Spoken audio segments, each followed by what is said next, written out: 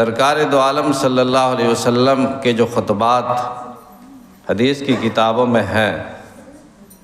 اور اس میں جو الفاظ کا انتخاب ملتا ہے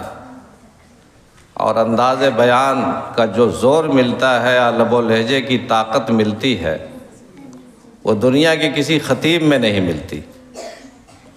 اسی لیے سرکار دو عالم صلی اللہ علیہ وسلم کے خطابت کی جو کیفیت صحابہ نے بیان فرمائی ہے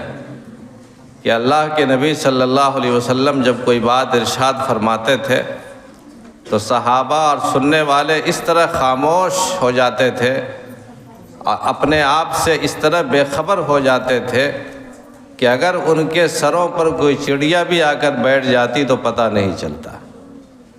تو یہ سکوت اور سکون کا ماحول بنتا ہے خطابت کے کمال سے۔ اس میں ایک طرف صحابہ کرام کا ادب و احترام بھی تھا، وہیں پر